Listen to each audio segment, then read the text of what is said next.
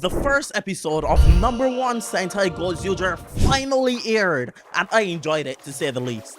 But first things first, I want you to comment your favorite moments in this episode, and let me know your thoughts on Gozyuger so far.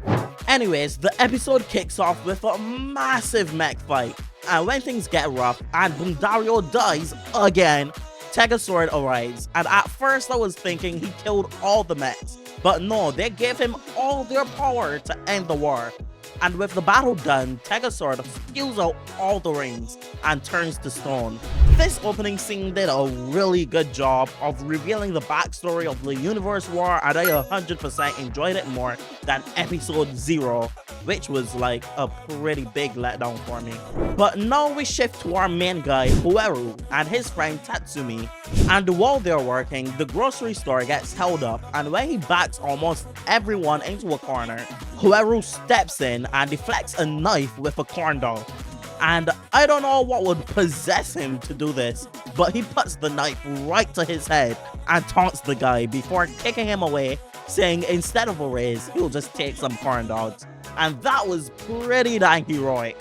But in return for his heroism, he's fired instead. Ouch. Anyways, Hoeru heads to the cafe Half Century, and after a pretty strange interaction with a kid, the owner finds out Hoeru's been fired again, which gets her pretty mad. But never fear, Hoeru's here with a CV.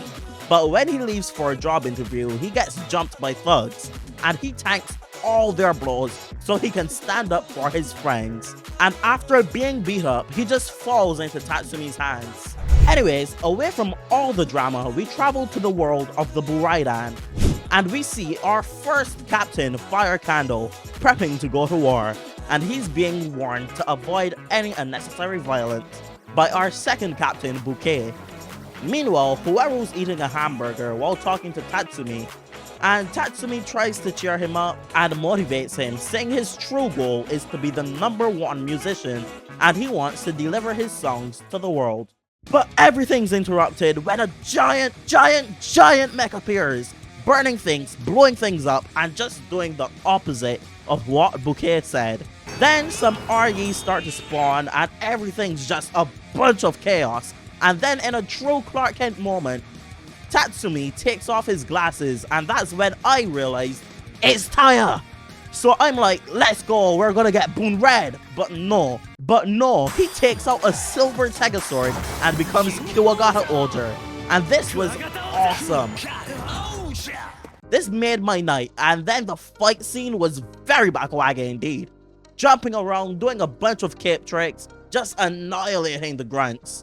But this motivates Fire Candle to turn up the heat. But even Natsumi is defeated. And in a last-ditch attempt, Hoeru jumps in at the mech, and he's easily blown away. But as he falls, he enters a portal, making things even worse. And he just begins to fall and fall and fall and fall. But right before he hits the ground and goes splat, he just stops after a voice calls out #1. And as he stands up, he starts to get flashbacks of the universe war. And my running theory right now is either he was actually there in the past, or Tega Sword was just sharing his own memories with Hoeru. And immediately after this, some grunts arrive, with one of them taking up the Gozyu Wolf ring. But as soon as it puts it on, the ring just consumes him, just gobbles him up. And then it falls right in front of Hoeru.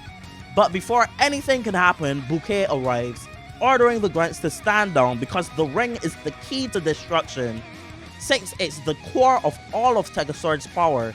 But Hoeru picks it up anyways, and after Bouquet the Loving introduces herself as the Buraidan's technical captain, she says to protect 2 worlds, Hoeru must hand over the ring.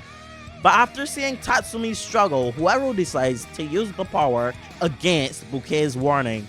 He says he doesn't care about the world or if it's destroyed. All he cares about is the fact that he still owes someone money. Then he puts on the ring, which causes marks on his face to appear, similar to Rai from Tai Chi Chasers, if you get that reference, you do. And he just disappears. Not me though. Tega Sword gives Hoeru a contract and says he will grant any wish for whoever gathers all the Sentai rings. and asks Hoaru about his wish. And Hoaru says his wishes have been shattered far too many times. And we got our first Red trauma flashback of Hoaru running with someone who I think is his mom, and she tells him to never wish for anything and smother his heart, and that way he'll never be heartbroken. Then she just fades away, and this might be the worst final words I've ever heard. But back to the present, Tega Sword says Hoaru's yet to learn the truth about himself, and that for now, he must seek to become #1. And while being shown visions of past Reds fighting, Tega says the ring will lead him to many conflicts, and through it all, he must battle to the top. Because after this, his true dream will come into view. And after a flashback of Tatsumi's words of encouragement, Tega Sword reveals 2 rings and a silver Tega Sword. Hoaru accepts the contract and puts on 1 ring, which causes the other ring to transform and his Tega Sword to turn from silver to gold. And when he grabs them, the seal around Tega Sword is broken. He breaks the chains, for the meme's sake. And after going back down to earth, Hoaru howls, summoning Tega Sword, who descends from the heavens, then challenges Fire Candle to a fight. After awakening Tega Sword Red, Hoaru and Fire Candle go to another realm where they just have a hilarious meme off. But after Hoaru announces his new calling, he puts on a new outfit which is pretty ugly in my opinion, and sparks a #1 battle. But before we get into the nitty gritty, I want to talk about the meme fight. I think it's gonna be a pre-fight ritual like when Yaruka races in Boonboomger, and they'll eventually be phased out. But now back to the action. The amazing Tega Sword Red arrives, and this was insanely cool. At one point, Tega Sword literally becomes a hand and smacks Fire Candle in the face. And to end things off, Tega Sword becomes a sword and destroys Fire Candle's mech. But things on the ground is still pretty bad, causing Hoaru to transform, while sliding down the mech's arm, which was insanely sick.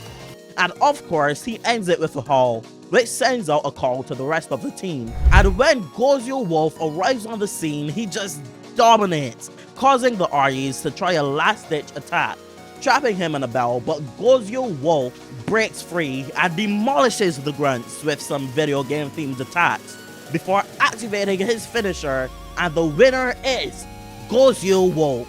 And after all the fighting, Hoaru finds Tatsumi and gives him all the 250 yen he owed him, essentially draining his piggy bank in the process. But things don't end well because Tatsumi spots Hoaru's ring, and when he asks what his dream is, Hoaru says he doesn't have any, which just enrages Tatsumi, who transforms and sparks another #1 battle. Okay, this was a pretty amazing premiere, and if you want to see my reaction to this, you can check out this video right here. Click it, please.